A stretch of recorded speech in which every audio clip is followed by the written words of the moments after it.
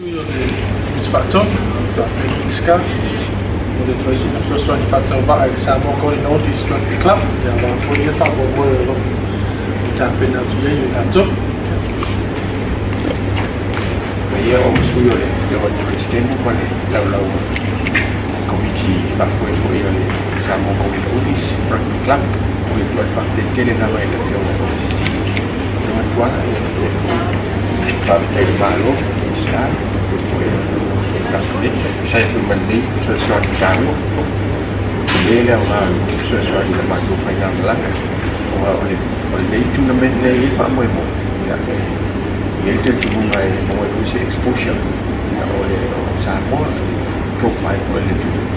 ya pai fu ini pak dia faran jam dia ai pai fu on tak mai ai lau karakter fang mai bu mai fa